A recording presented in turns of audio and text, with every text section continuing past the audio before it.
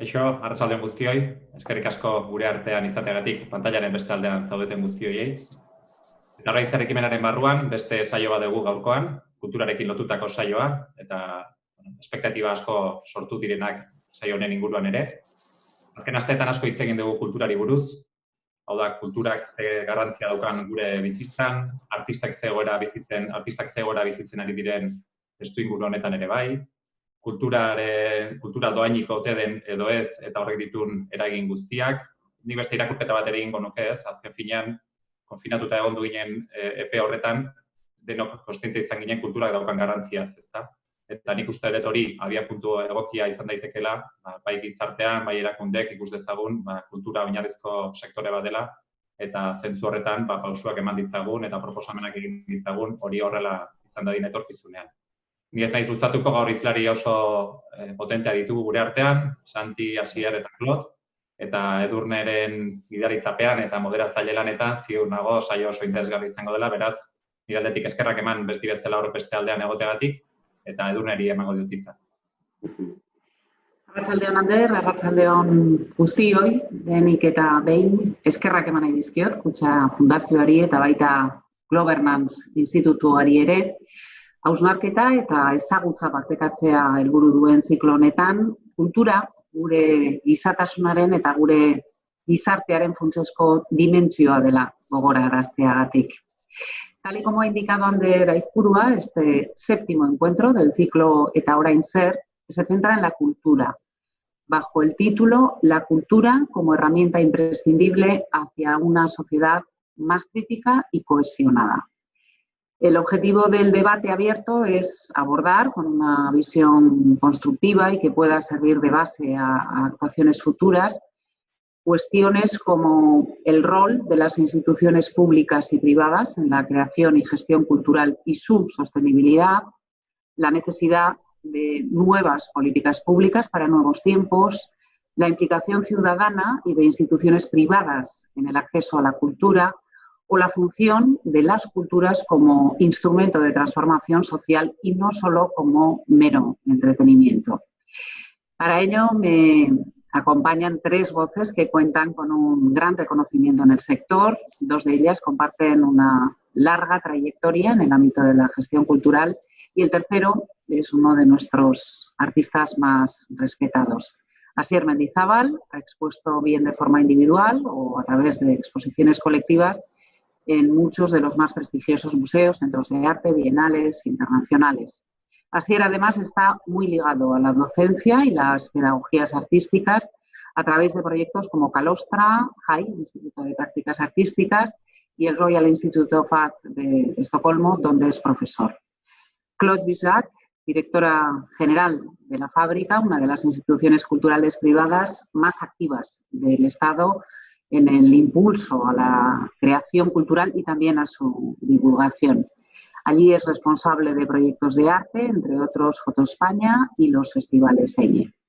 Y finalmente Santi Eraso, artífice y director de Arteleku, centro de arte emblemático que marcó a toda una generación de artistas vascos, vinculado también en su momento al proyecto de la capitalidad cultural de Donostia San Sebastián y a Madrid Destino como director. También, sobre todo, un apasionado defensor del valor público de la cultura. Arratsalde on, buenas tardes a los tres. Hola. Santi, empezamos contigo. Estamos sin duda nuevamente ante un escenario de profunda crisis económica y social que deberá llevarnos a repensar una vez más el modelo cultural. ¿Cómo podemos articular desde la perspectiva pública un sistema cultural más sostenible? Buenas tardes, ¿qué tal? ¿Cómo estáis? Gracias a los anfitriones por esta invitación a pensar juntas y bueno, voy a intentar ser lo más breve posible, que será un poco complicado, pero bueno, lo voy a intentar. Bueno, efectivamente, como dice Edurne, no hay duda que la crisis actual nos ha situado de nuevo en el centro de nuestras vidas la posibilidad de activar otras políticas económicas y culturales hacia una transición, desde mi punto de vista, una transición económica, desde mi punto de vista, mucho más ecológica y nos podría dar la oportunidad de constituir también comunidades más democráticas y, en consecuencia, también sus instituciones culturales. Yo no tengo duda que respecto a esto es una oportunidad. Algo parecido ocurrió también en la crisis financiera inmobiliaria de principios de siglo, no nos olvidemos que pasó hace poco, pero la verdad es que entonces sirvió de muy poco. Incluso entonces se llegó a proclamar con la boca pequeña la reforma del capitalismo, pues liberales conservadores como Sarkozy llegaron a decir que había que partir de cero para reformar el sistema financiero internacional, pero en poco tiempo la verdad es que volvimos a las andadas y ahora, pues perdonar mi pesimismo, parece que por lo que estoy viendo por aquí ahora, por las dinámicas económicas que se están proponiendo, podría ocurrir otro tanto. Por otro lado, es verdad que durante el confinamiento, pues la actividad artística y cultural, de una forma totalmente distópica y además, en fin, habría que analizarla y estudiarla pormenorizadamente cómo se ha producido, aunque se haya paralizado en el espacio público, de una forma u otra ha seguido estando presente en nuestras vidas muy activa, de una forma rutinaria, muy activa. Pues ¿por qué? Pues probablemente porque la cultura y el arte son sustanciales a la vida misma, son indisolubles de nuestro inconsciente social y de una forma o de otra impregnan nuestra existencia, y nos forman y nos permiten ser de otra forma. Por tanto, quizás haya que partir de la premisa que una cosa es el arte y la cultura y otra muy diferente su entramado institucional, es decir, el sistema en el que se sustenta gran parte de su producción y que está organizado, por un lado, pues en esa extensa red de instituciones públicas, museos, escuelas, universidades, patrimonio histórico amplio, teatros, etcétera, como hemos hablado estos días en las charlas previas, con sus profesionales correspondientes, y por otro, la iniciativa también empresarial privada, en muchas ocasiones, pues dependiente también del sector público, pero con intereses muy diversos y en algunos casos antagónicos y contrapuestos. No es lo mismo una persona autónoma precarizada, que es, por desgracia, la mayoría del sector profesional, una cooperativa social, una pequeña o mediana empresa productora, incluso una fundación de una institución cultural que se dice de vocación pública, como la que nos invita, ¿no? Que no es lo mismo todo este entramado diverso y complejo que una fundación, que algunas de las plataformas digitales de contenidos operando a nivel global, que de las que hemos estado alimentándonos todos estos días, o los proveedores de servicios culturales dependientes de grandes grupos financieros o de grupos de la construcción, por ejemplo, ¿no? Que lo que hacen es extraer de los bienes públicos beneficios para otro tipo de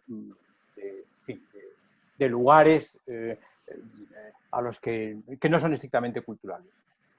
Por lo tanto, más allá de esa concepción idealista de la cultura, en la producción y en sus mecanismos de distribución se dirimen intereses muy distintos y son campos de batalla totalmente contrapuestos, como he dicho anteriormente. En este nuevo escenario que se nos presenta, al sistema del arte y la cultura, desde luego le convendría hacer un análisis crítico respecto a su función social, que es, en principio, por la que muchos hemos luchado tantos años en nuestro trabajo. Es decir, esa función social, la cultura como derecho, ¿no? Porque precisamente contra esa misión, en demasiadas ocasiones, los últimos años, las últimas décadas, ha funcionado con la misma lógica productivista, acelerada, consumista, que en principio ese capitalismo depredador que nos ha traído hasta aquí impone en nuestras vidas. Es decir, y además en una deriva, pues desde mi punto de vista, poco comprensible de imitación, pues el sector público, la administración pública, también ha tendido a reproducir esas dinámicas, convirtiendo gran parte de la actividad cultural en valor de cambio, en lugar de fomentar su valor de uso accesible y universal para todo el mundo.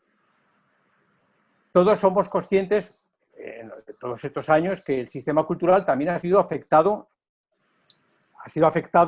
pues, por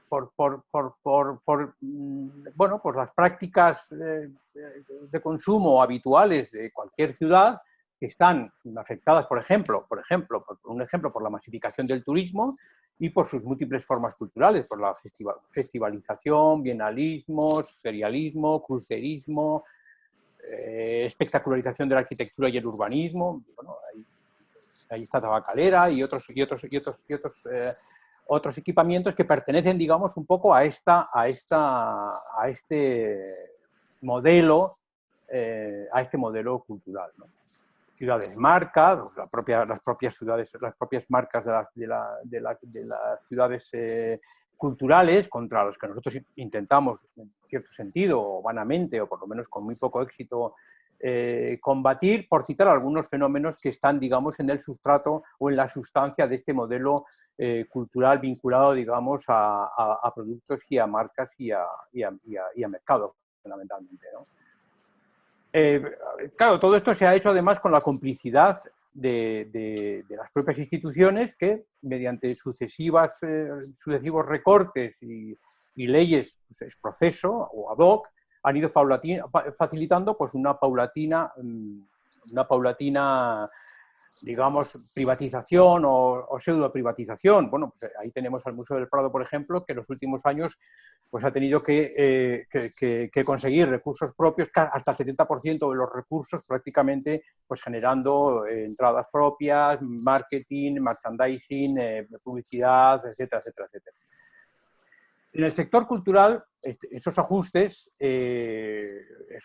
precisos que se hicieron del ciclo del 2009 al 2014 afectaron mucho más a unos sectores que a otros.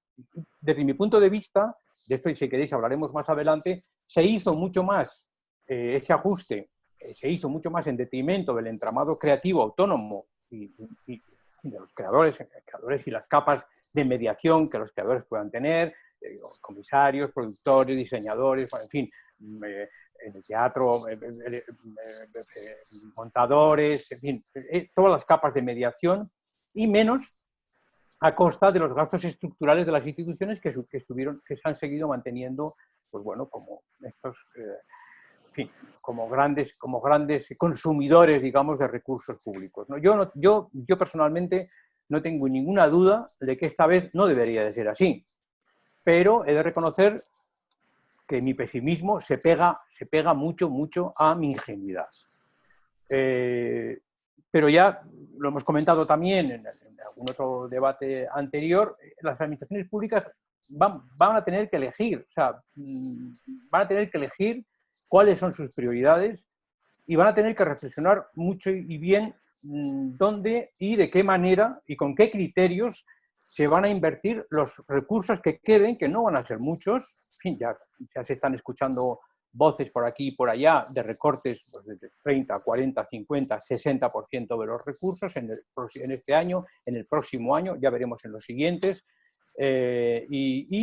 Bueno, pues estos recortes sucesivos de presupuestos, pues no vaya, para este café, para esta especie de café aguachirri que han recibido, pues, digamos, todos estas personas que son las que producen fundamentalmente los contenidos culturales, pues yo todavía recuerdo, hablando de ciudades marca y de marcas culturales, recuerdo en un primer texto que publiqué hace ya muchos años, en el 2009, al comienzo de la crisis, que se titulaba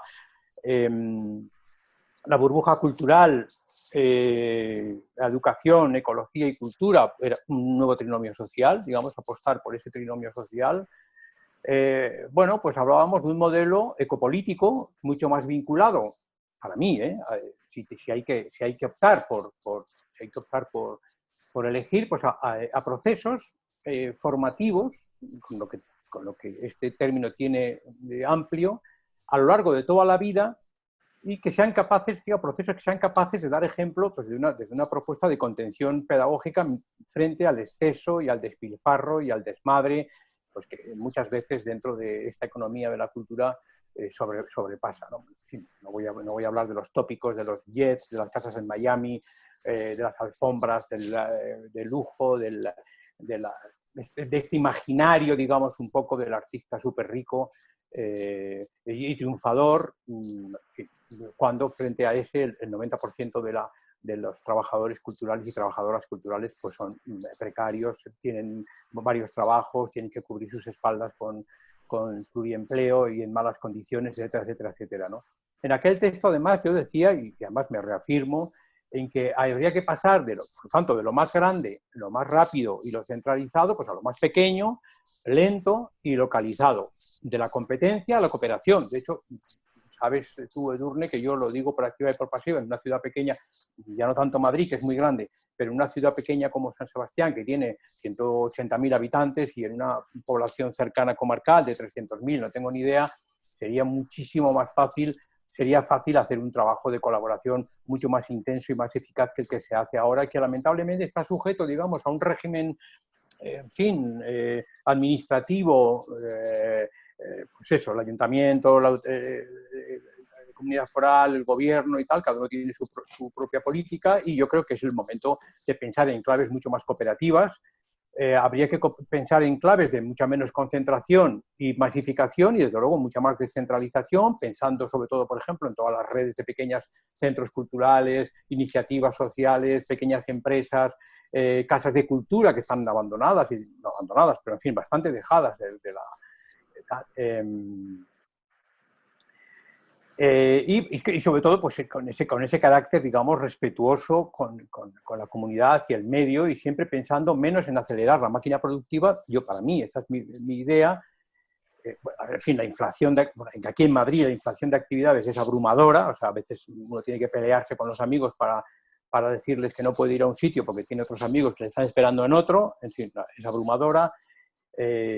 Atendiendo más a esos aspectos reproductivos de la vida con mucho más cuidado mutuo y menos precarización laboral. Y bueno, yo desde luego, para ir terminando, no tengo ninguna duda que para salir de esta crisis con dignidad y cierta justicia distributiva habría que invertir más, mucho más y mejor, con más tiempo, los recursos en las personas que proveen y trabajan en la producción de contenidos, y entre todas las partes implicadas, entre todos, los políticos, las instituciones titulares, los equipos directivos, los trabajadores y los sindicatos, racionalizar, reorganizar el gasto derivado pues, del costoso mantenimiento de los equipamientos. Esto solo hablo de medidas sectoriales, porque más adelante hablaré de otro tipo de medidas que tienen que ver con políticas económicas que afecten a otros sectores, ¿no? Ya sé que es complicado, en fin, yo puedo, lo puedo decir personalmente porque lo he sufrido profesionalmente, ¿no? Pero esta vez el ajuste no debería de ser así, no debería hacerse como se hizo en la crisis anterior. En fin, sobre todo a costa del eslabón más débil que sin embargo es el más necesario, o por lo menos uno de los más necesarios en la cadena de valor del sistema cultural. En fin, si las instituciones públicas van a tener que reducir sus ingresos hasta extremos insospechados, pues habría que aplicar, también alguna vez creo que lo he comentado contigo, un principio básico de la ecología cultural, que es hacer menos, mucho mejor, con mucho más tiempo, para que los procesos de investigación, de la producción y redistribución, con comunicaciones más amplias y con temporalidades más extensas, fuese más justa entre los trabajadores estables, que están, digamos, en cierto sentido, protegidos dentro de un sistema que con todo el derecho han accedido a él, por supuesto, ¿no? Nadie lo niega, y entre los creadores y agentes culturales autónomos, que serán precisamente los más afectados por la crisis. Esta es mi tesis general, pero es verdad que efectivamente a esta tesis general se le pueden acompañar un montón de apuntes y concreciones que más adelante podemos ir ampliando y señalando. Pero para empezar, esto es algo general que quisiera decir. Bueno, además de general, has puesto encima de la mesa muchos de los temas de los que estoy segura podemos debatir a continuación. Ahora, Claude, tú estás al frente de una institución cultural privada, al igual que este ciclo de debates en el que hoy participamos, que está organizado también por una fundación privada. ¿Por qué hay tan pocas instituciones privadas invirtiendo o apoyando a la cultura? Algo que es en realidad mucho más habitual, por ejemplo, en otros países, ¿no? Bueno, sí, efectivamente, yo trabajo en La Fábrica, que es una empresa de gestión privada, de gestión cultural privada. Organizamos, como bien lo has dicho, festivales, tenemos una editorial, digamos que tenemos una actividad en el ámbito cultural muy diversificada. Tenemos una galería, una librería, efectivamente desde una sociedad, una empresa privada. Y efectivamente es un modelo que existe poco, que existe en España. Hay un sector privado importante en el sentido que hay muchas editoriales que son privados, de las productoras de cine, digamos, el sector privado sí existe, pero es verdad que es un sector que es poco dinámico en comparación con otros, quizás otros países, que creo que es lo que quieres que comente un poco. Yo lo que veo para la poca dinamización de este sector privado es que creo sinceramente que la cultura tiene que tener un apoyo público. Es decir, que no tiene un sector privado dinámico porque no es un sector rentable económicamente, es decir, estrictamente económicamente.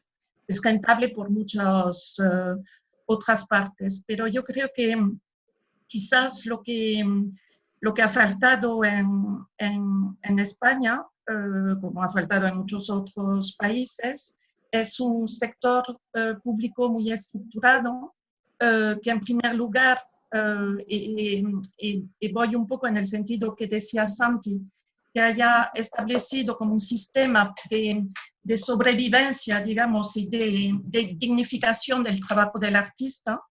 Eso existe en otros países, ¿no? Con sistemas de poder trabajar algunas horas, de poder sobrevivir de su trabajo por las peculiaridades de su propio trabajo, ¿no? Yo creo que eso no existe, no hay estatus del artista, entonces eso hace que es un sector y la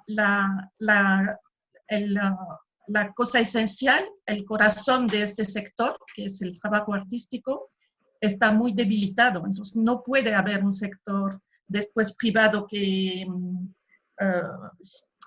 hablando del sector privado, por supuesto excluyo en este sentido de sector privado el sector puramente comercial, que eso es otra cosa, digamos, lo podemos hablar después. Yo digo que hay un sector privado puramente comercial que crea productos, que los vende, que tiene éxito. Yo hablo de otra cosa. Yo creo que en lo que estamos haciendo en la fábrica intentamos no ir por esta vía, ¿no? Entonces yo creo que eso es un grave problema, yo creo, de no tener esta estructura, digamos, laboral de los propios artistas.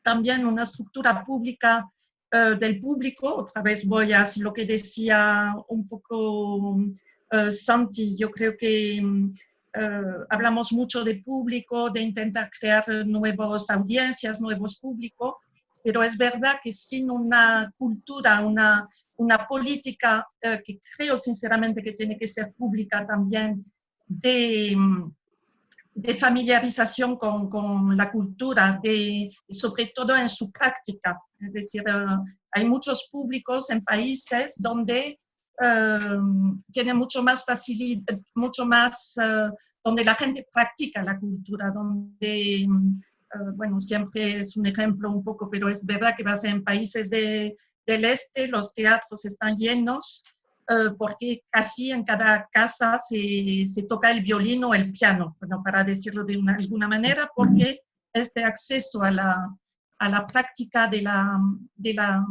cultural ha sido como mucho más fácil, y creo que eso es lo que falta también aquí. Y después también yo creo que es imprescindible el sector público para lo que es la conservación del patrimonio, es decir, el patrimonio tanto arquitectural como inmaterial. Entonces yo creo que si es con estas tres bases, yo creo que es imprescindible que haya una acción pública para esto, para proteger y mantener, permitir la producción artística, crear público y desarrollar público, digamos, desde el conocimiento y sobre todo desde la práctica. Yo reivindico mucho esto.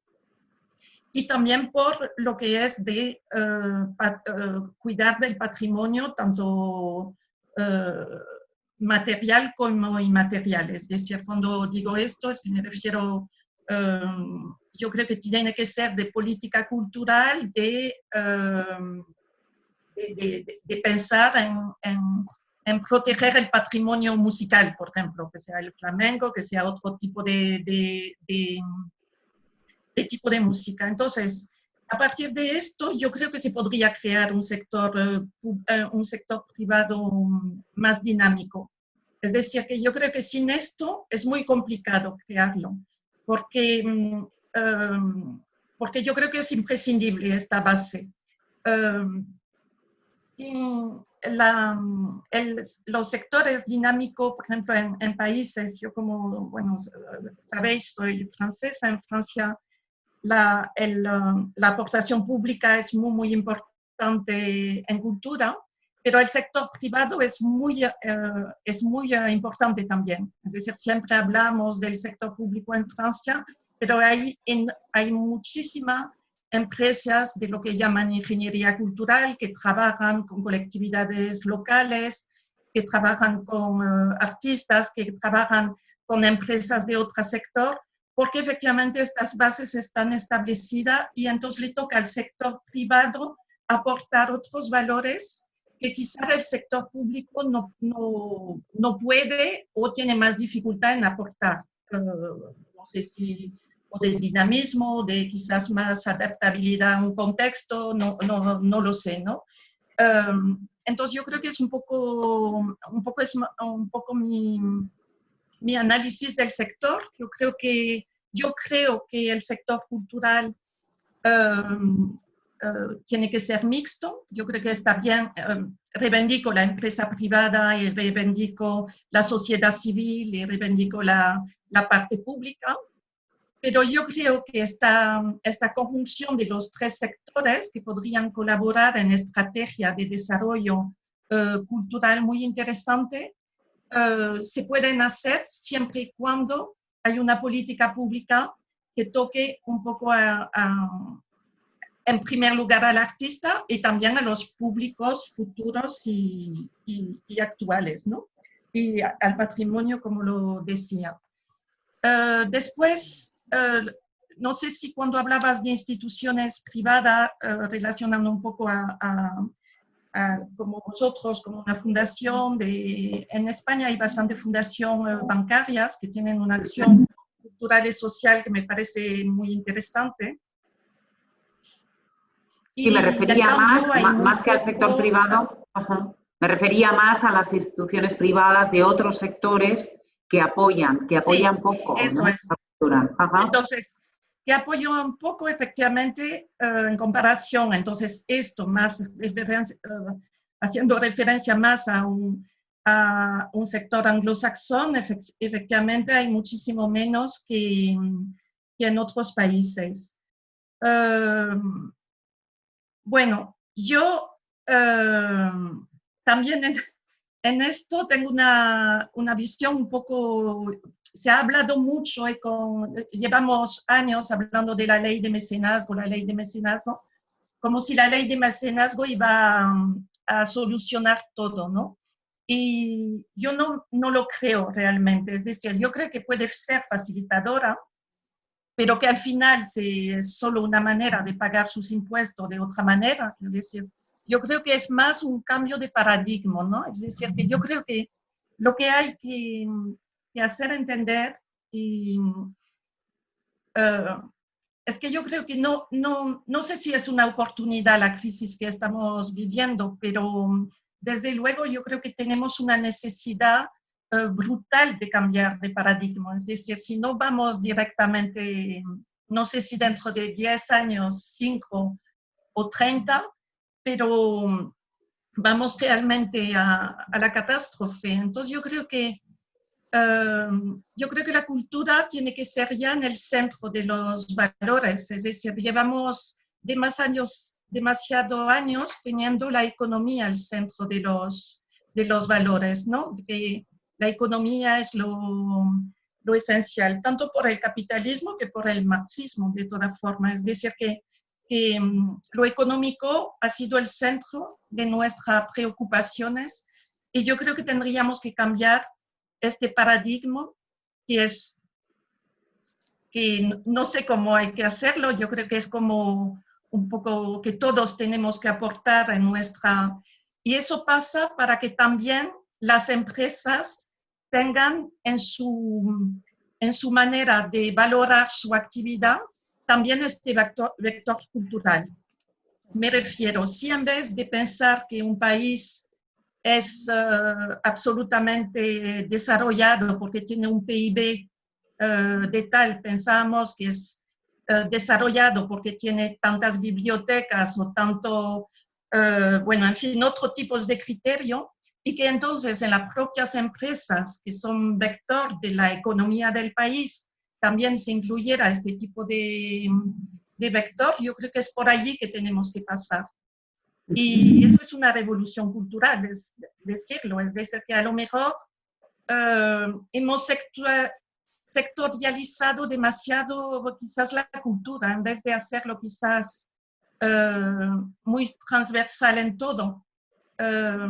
Por ejemplo, en esta crisis, cuando se ha criticado tanto la acción del gobierno para la cultura, yo soy la primera a pensar que ha sido muy lenta, que ha reaccionado quizás de manera torpe y lenta, pero yo creo que de toda forma el problema es mucho más estructural. Es, como lo decía antes, pasar por un estatus de artistas, que es no solo de darlo de autónomo, pero sino realmente permitir la producción, que en las políticas locales, digamos que las tareas se vayan repartiendo y que el vector cultural sea más transversal en todos los sectores.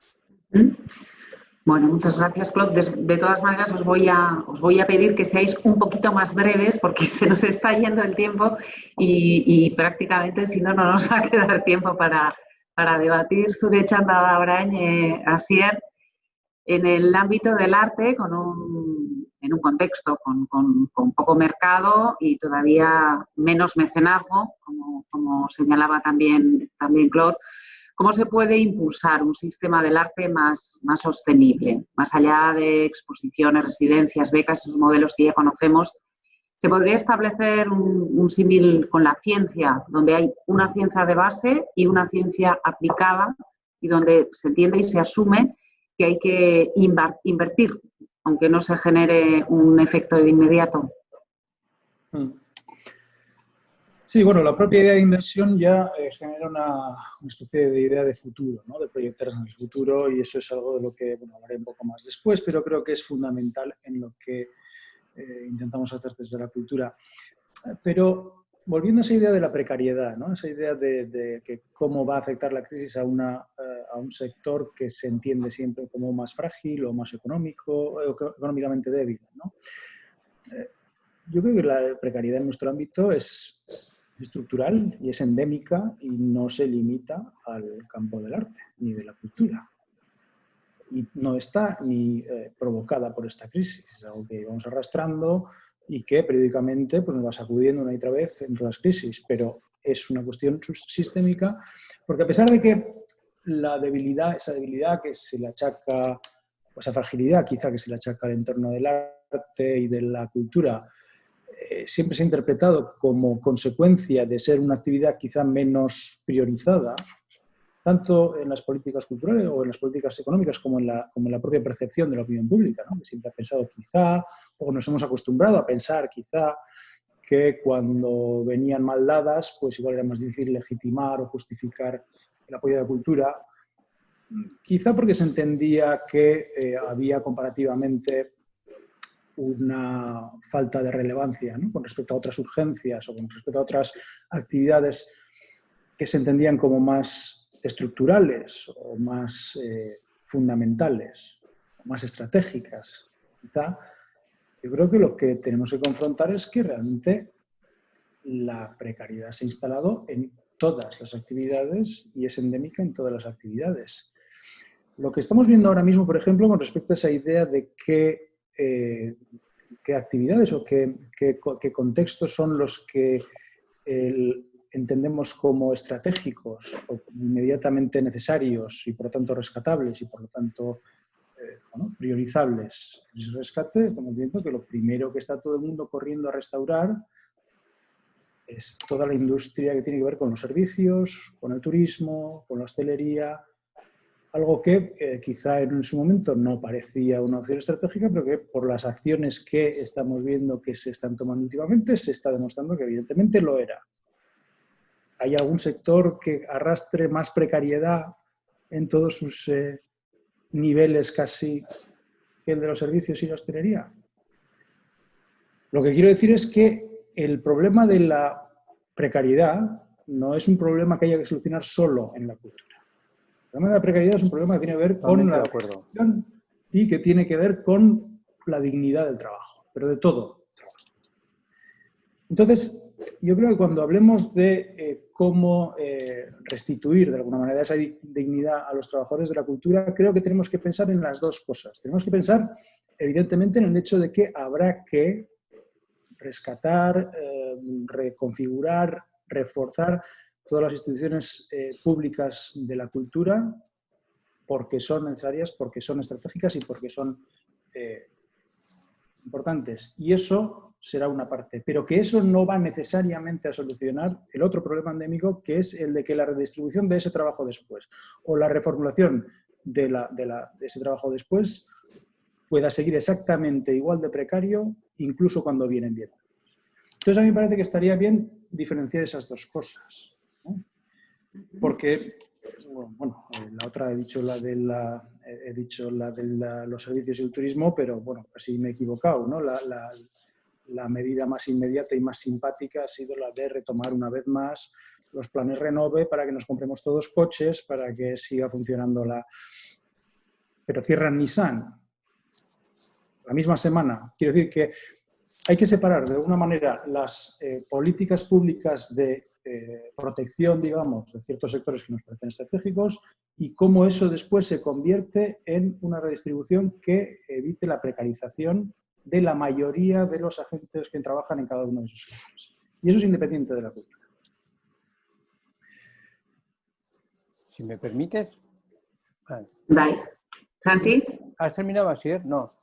No, pero es mejor que lo hagamos más dinámico, ¿no? ¿Qué te parece?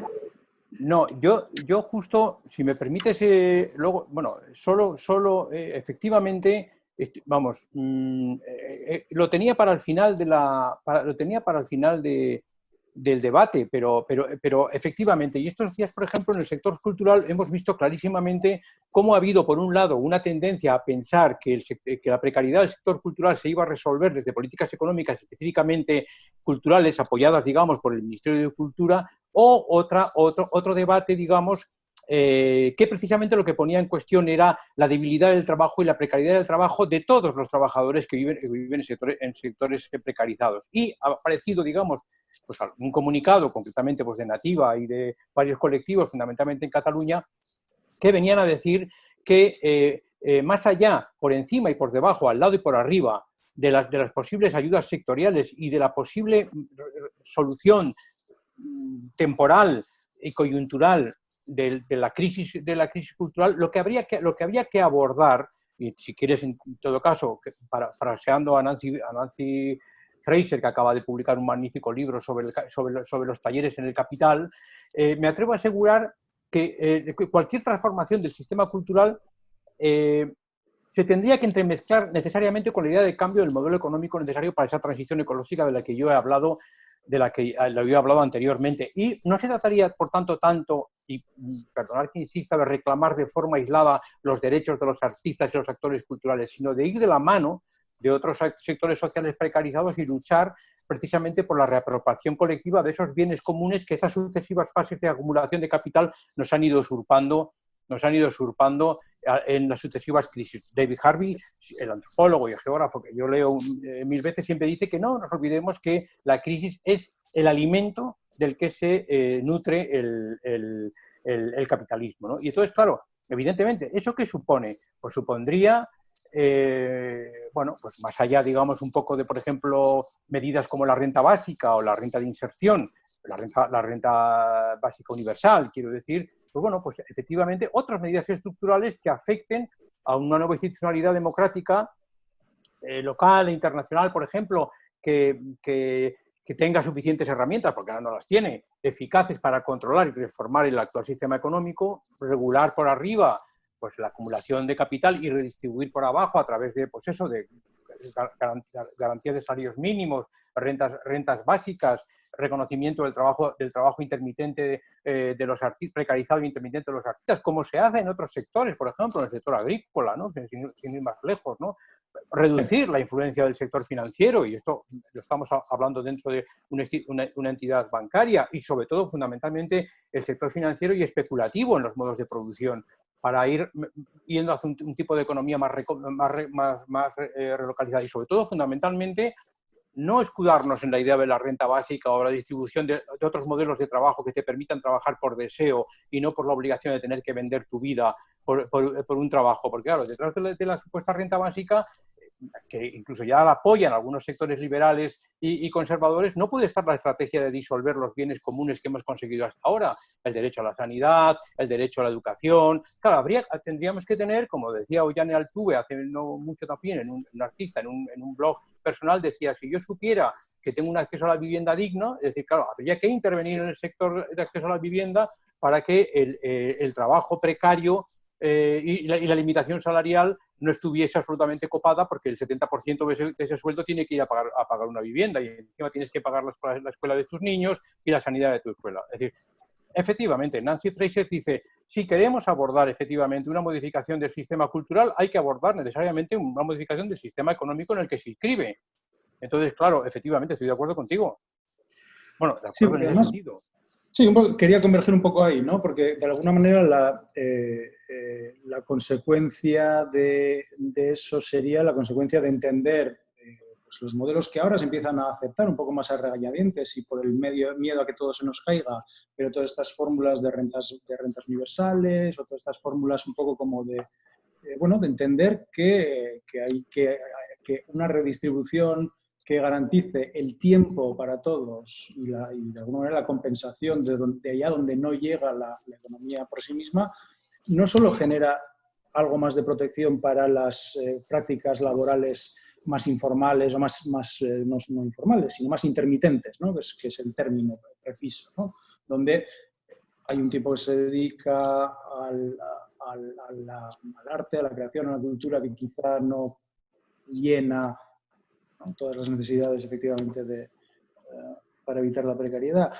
Las fórmulas para suplir o para completar esas intermitencias generarían la posibilidad de que la gente trabajara de una manera más digna en la cultura y también en otros ámbitos que tienen esa configuración un poco más intermitente. Totalmente. Pero es que además, en el otro lado, en el lado de quien recibe y quien usa de la cultura, generaría también una forma diferente de tiempo, ¿no? Exactamente. Una forma diferente también de acceso a lo que necesita, pues en cuanto a realización, en cuanto a... Pero también que el debate no versar un poquito en torno a la fragilidad de la cultura, a la que efectivamente habrá que proteger como a tantos otros contextos, sino al contrario, no la fragilidad, sino la fuerza que le va a tocar tener para cumplir con la función que él es más propia, que es la de generar los relatos, las imágenes, las representaciones de lo que nos ha pasado, de lo que significa y de qué podemos imaginar como resultado de esto, ¿no? La cultura, particularmente del arte, le ha correspondido muchas veces la función de anticipar realidades, ¿no? O de imaginar posibilidades aún no vividas, de alguna manera anticiparse a lo que no estaba, ¿no? Eso no quiere decir ser capaz de predecir acontecimientos, aunque hay a veces que tenga un tono un poco oracular, ¿no? Pero sí que puede crear realidades simbólicas o estructuras simbólicas con las que lidiar, con el presente y con las incertidumbres del futuro, ¿no? Totalmente de acuerdo. Hablando precisamente de las funciones que debe cumplir el arte, la cultura, en este debate partimos del deseo de una sociedad más activa, más crítica, más cohesionada, y creemos que la cultura puede ser una clave para ello. La cultura obviamente llega a mucha gente, el consumo cultural, como bien decía Ander, ha crecido durante el confinamiento, pero ¿qué cultura, qué consumos este tipo de consumos mayoritarios, cada vez más digitales, a través de plataformas globales muy vinculadas al entretenimiento y a lo mainstream, que deben de tener evidentemente su lugar. Pero todo esto parece llevarnos a un modelo de consumo cultural pasivo, individual, en lugar de esa visión, digamos, más rica y social que podemos buscar, ¿no?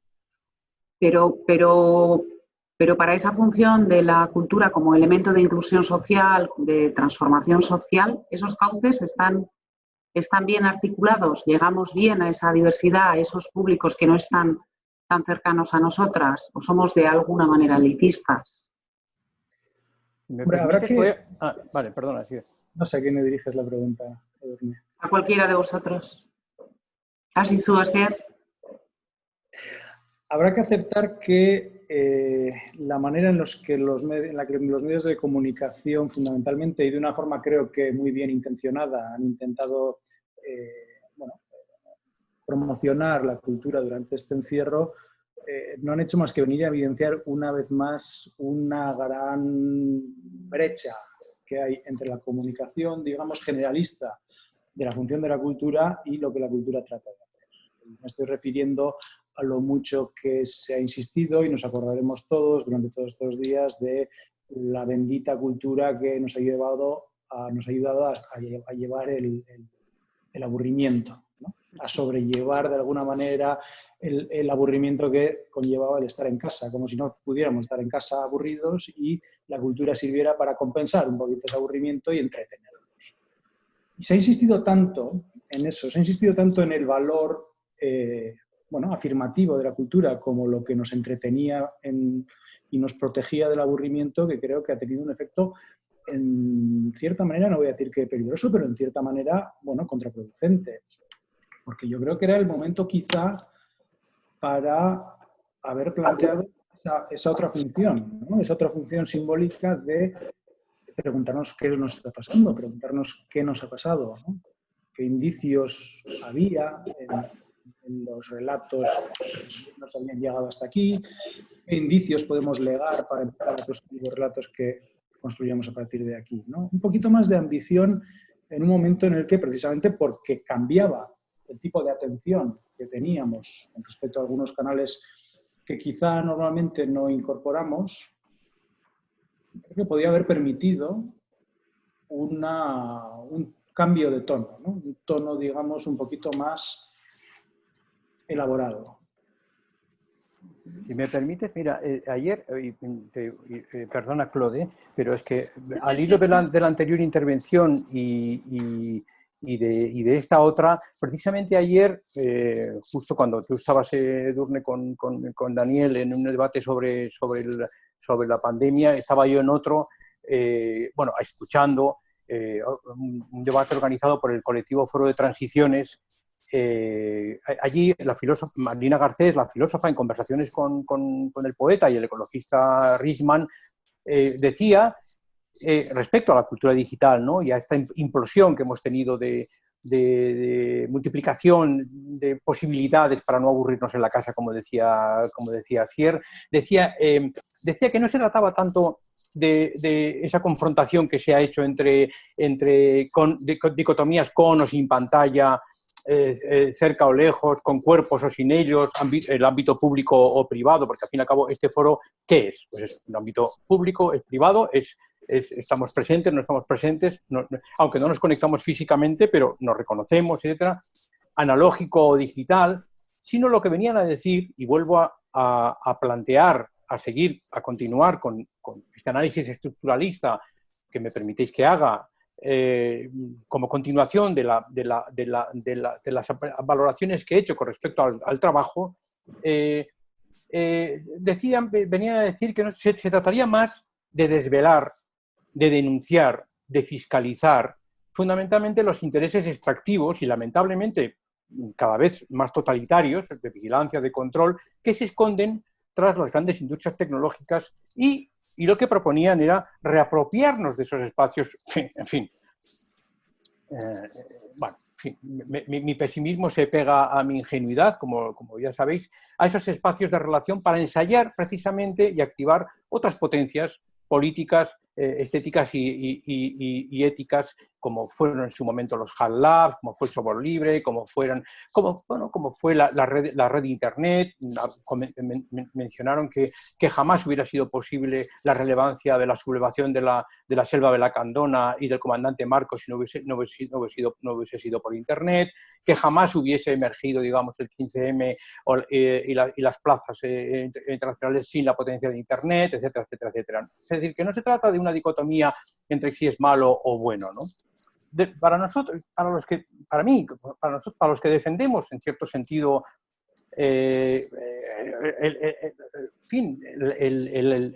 arte y la cultura como bien común y también como una herramienta también para esa posible transformación, digamos, un poco de las narrativas, para la emergencia de nuevas posibilidades institutivas, ¿no? O sea, no solamente aquellas que nos constituyen, ¿no? Sino aquellas que nos permiten pensar otros mundos posibles, ¿no? A través de lo simbólico, a través de lo narrativo. Bueno, estos días me he leído yo varios libros publicados por Consoni de ciencia ficción, o el ensayo de Seguir con el problema de Donna Haraway, la novela de Margaret Percy, Mujer al borde del tiempo, los relatos de Octavia Butler, novelas que se escribieron en los años 70, fundamentalmente al hilo, digamos, un poco de la insurgencia antirracista, ecologista, que precisamente ahora se ha vuelto a restituir, digamos, un poco en Estados Unidos, ¿no? Entonces, para que se produjese, digamos, esa posibilidad más constructiva y pensáramos las claves digitales en otras claves, pues tendría que cambiar también radicalmente, desde mi punto de vista, igual que he dicho antes, con respecto a la economía, las políticas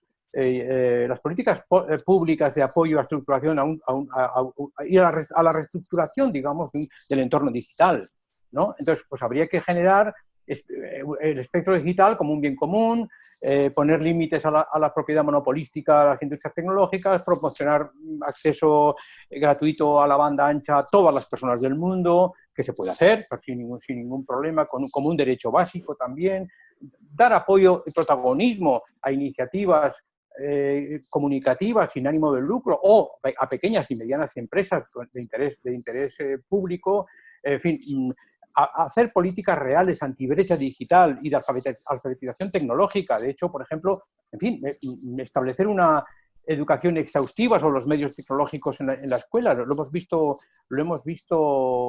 estos días. Es decir, la escuela estaba desprovista de medios y de recursos y tampoco tenía capacidad para poder producir otro tipo de sistema escolar que no repitiese, digamos, de una forma mecánica las mismas grandezas y las grandes miserias del sistema clásico de la enseñanza, ¿no? Es decir, que creo que hay una potencia digital que está por descubrir, pero lo que sí es cierto es que no podemos dejar que esa potencia digital quede en manos precisamente de los que tienen intereses contrapuestos al bien común y que no permiten, digamos, más que reproducir un sistema industrial de un cierto tipo de cine o un cierto tipo de música o un cierto tipo de narrativas vinculadas más al mercado rápido y de consumo fácil y a la imposibilidad de una diversidad más rica y más compleja.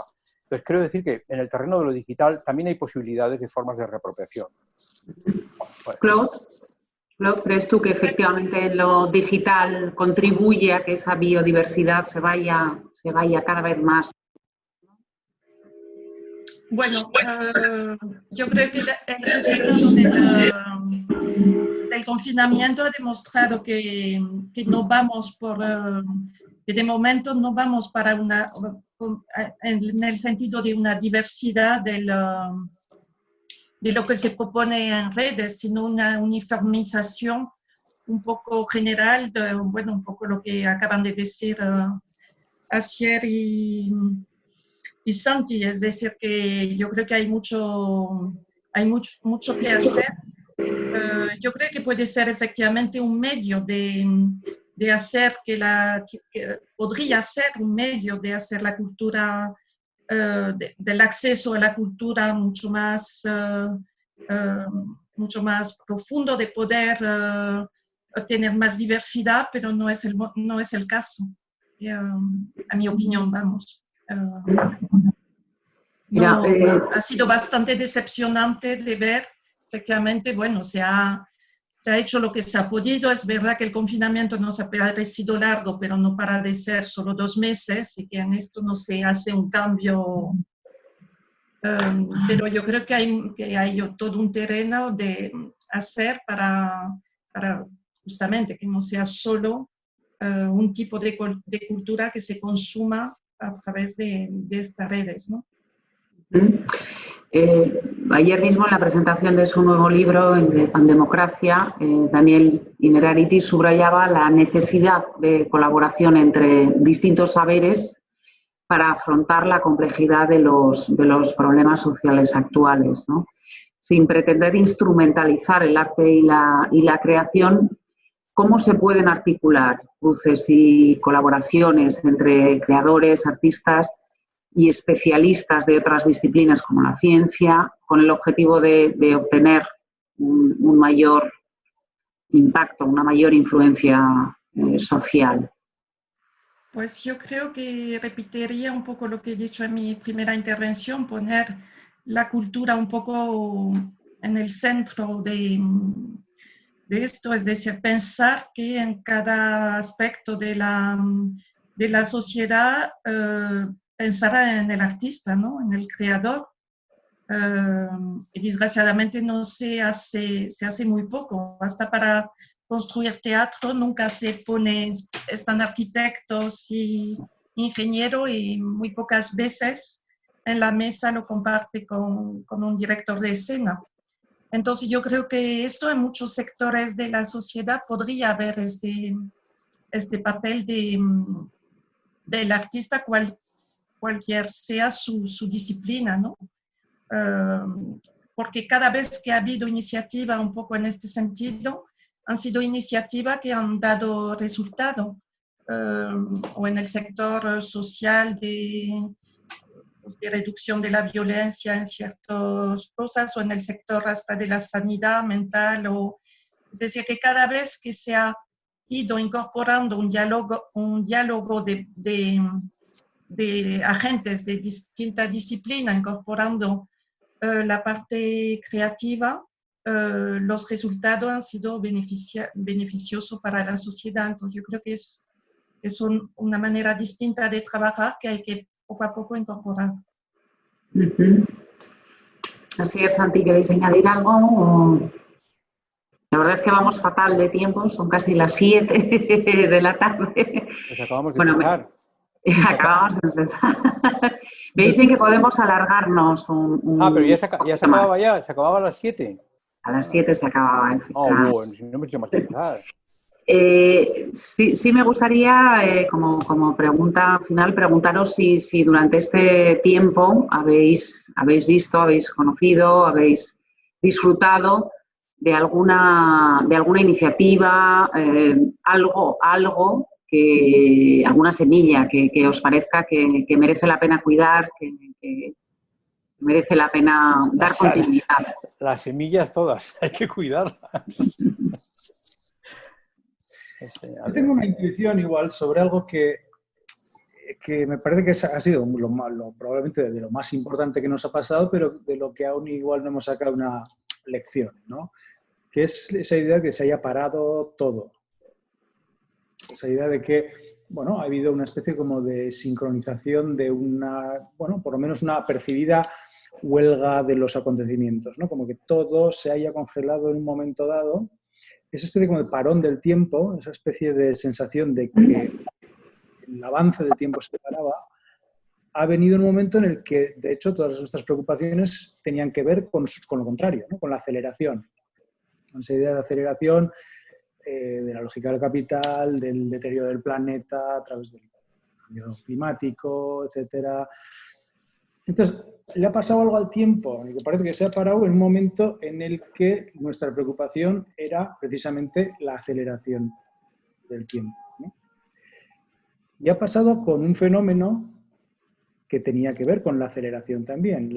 Toda la imagen que se ha generado durante todo este tiempo no ha sido una imagen que haya generado la cultura, es una imagen que ha generado la ciencia o las ciencias sociales, que es la de la curva exponencial, que es la representación gráfica de la aceleración, no es otra cosa. O sea, esa misma ansiedad sobre la aceleración, esos mismos gráficos que veíamos sobre el aumento de la temperatura en la Tierra, sobre la superpoblación global, sobre el punto en el que se iban a acabar los combustibles fósiles, es exactamente la misma curva de la pandemia que ha estado, de alguna manera, ocupando el espacio simbólico de la imagen que faltaba. La imagen que faltaba de la pandemia era la imagen tecnocientífica, digamos, propuesta por las ciencias sociales, quizá, porque tiene más que ver con la estadística en este caso que con la medicina, pero ha venido a hacer la función simbólica que faltaba en la propuesta simbólica que la cultura podía o debía haber hecho. Entonces me parece que una de las cosas de las que deberíamos de pensar y en las que deberíamos de pensar es en esa idea en la que hemos tenido que lidiar con la aceleración, con esa ansiedad por la aceleración, precisamente en el momento en el que parecía que se podía parar todo, que todo parara, ¿no? Que el tiempo se volvía extraño de alguna manera. Y se volvía extraño también por otra cuestión, que es que era un tiempo que hemos pasado en nuestras casas, ¿no? Nos hemos encerrado en nuestro espacio doméstico, que es algo que para muchísima gente es totalmente inhabitual. Yo, si queréis... Perdona, Santi, que termino esta idea, porque es una idea que a mí me parece que es muy importante, que es la de que al estar en el espacio de lo doméstico, interrumpiendo quizá algunos de los ritmos vitales que tienen que ver con cómo organizamos nuestro tiempo, me ha hecho recordar un concepto de Elizabeth Freeman que habla de crononormatividad, ¿no? Donde el propio tiempo se divide en el tiempo válido, el valioso, el evaluable, que también atraviesa una división de género en el caso de Elizabeth Freeman, que es una escritora feminista que habla de, bueno, de esa división, ¿no? De esa normatividad del tiempo, donde precisamente el tiempo doméstico, el tiempo de casa, el tiempo de los cuidados, es el que históricamente se cuenta como un no tiempo. Es el tiempo que no es tiempo, ¿no? Entonces, que en ese momento de aceleración o de ansiedad por la aceleración hayamos tenido que confrontar la extrañeza de volver a eso que parecía un no tiempo, ese tiempo que está fuera del tiempo, me parece que puede ser una pequeña semilla, si hay alguna, sobre la que podamos, o una pequeña intuición quizás sobre la que podamos trabajar una reconsideración, ¿no? De tiempo. Por lo menos en lo poco que hayamos podido hurtarle al teletrabajo, que es lo que nos ha quitado, ¿no? Esa especie como de parón del tiempo, y que es otro tema del que podríamos hablar si tuviéramos más tiempo, que es que esto ha sido un ensayo general para las nuevas formas de trabajo, que son aterradoras. Entonces, me parece que esa idea del tiempo extrañado, ¿no? Del tiempo que no es tiempo, y que a su vez nos genera a todos una ansiedad porque queríamos que ese tiempo fuera nuestro, ese es el legado, creo, como, bueno, que más me interesa de lo que nos ha sucedido. Interesante. ¿Claude? No. Pues sí, yo creo que lo del tiempo, efectivamente, también un poco este sentimiento para los que vivimos en ciudades de la ignorancia un poco más vivas del campo, ¿no? De la no ciudad tan grande. Y así de iniciativa realmente no, esta experiencia que para todos nos pensamos que podría ser, bueno, lo pensamos en la crisis anterior, que podría ser una oportunidad, desgraciadamente veo demasiada ansiedad a volver a la vida anterior, ¿no? Entonces, no sé, no sabría decir qué semilla he visto. No la tengo. No la tienes identificada todavía. No la tengo, desgraciadamente me gustaría, pero no la tengo, ¿no? Santi. Bueno, yo que vivo en esta ciudad insalubre, sin por grande, y también insalubre políticamente, Madrid, quiero decir, en estos momentos, y que soy un pesimista convencido. Bueno, de hecho, esto hace recientemente... parafraseé a Terry Eagleton en el libro La esperanza sin optimismo, diciendo que los que vemos la botella siempre medio vacía y encima líquido que contiene pues apesta, pues no somos los más apropiados para hablar de esperanza y desde luego tampoco para ser muy optimistas, ¿no? Pero en cualquier caso, tampoco voy a caer, digamos, en el nihilismo pesimista de Houellebecq y compañía, que dice que el mundo va a ser mucho peor que el que teníamos, ¿no? Sin embargo, también me preocupa, bueno, por supuesto, yo voy a seguir en condición jubilar, feliz jubilar, que es una forma de renta básica muy curiosa, lo de la jubilación. En esta condición jubilar que voy a seguir confinado hasta que inventen una vacuna, pues por lo tanto, claro, no voy a dejar de confiar en la ciencia. Por supuesto que confío en la ciencia, en que inventen la vacuna y que mejoren los tratamientos médicos y sobre todo, fundamentalmente, que paguen mucho más a los enfermeros y a los médicos y que inviertan mucho más en la sanidad pública y todas las cosas que ya he dicho antes, ¿no? Pero una de las cosas que me preocupa de este tecnocientificismo y esta especie de la cultura de la transhumanista y tecnooptimista que está tan de moda y que está, en fin, que no casualmente está cerca del pensamiento más liberal, ¿no? Pues, en fin, que nos animan además a despreocuparnos por el futuro, porque la ciencia y la tecnología pues, nos salvarán y además pues, nos permitirán alcanzar, en fin, la longevidad, la plena felicidad, ¿no? Pues, en fin, esa cosa que dice Harari, ¿no? Uno de los que está más de moda, que más se les vende, que dice que el Homo sapiens se transformará en homo Deus, ¿no? Y que acabaremos con las crisis energéticas, las pandemias, sin hacer nada, porque la ciencia nos salvará. A mí esa idea me preocupa profundamente. Esa especie de optimismo de la jovialidad, muy característico de las literaturas de autoayuda, por ejemplo, ¿no? y del emprendimiento, ¿no? Tú por ti solo puedes hacer lo que quieras, puedes coger el mundo en tus espaldas y construir lo mejor. A mí, que es muy típico de las grandes empresas y esas posiciones políticas, digamos, que de forma inquebrantable, además, suscriben siempre la doctrina del progreso. Yo, como soy muy benjaminiano, muy de que uno de los problemas del progreso puede ser que la locomotora del tiempo vaya demasiado deprisa y tal vez lo que haya que hacer era pararla y, como dice Asier, darnos el tiempo para poder pensar ese otro mundo mejor. Para mí, el papel de las humanidades en un sentido crítico de la palabra, tiene esa función, digamos, un poco de desvelar este tipo de juegos, este tipo de trucos de la filosofía del optimismo, de la filosofía positivista, pues para desmontar, digamos, ese naturalismo tan característico, digamos, del capitalismo, que siempre vamos a ir a mejor, y precisamente tratar de desvelar las irracionalidades que están detrás, estas coerciones, estas injusticias endógenas que forman parte, digamos, de ese sistema, ¿no? Y sobre todo, fundamentalmente, levantar esas tendencias inherentes a la crisis, ¿no? En fin, yo sí que he visto cosas muy positivas en esta crisis, ¿no? Pues, en fin, yo creo que nos ha demostrado que todos somos vulnerables, unos más que otros, por la condición y por el distrito postal en el que vivimos y otra vez la condición económica en la que algunos sobreviven mejor que otros.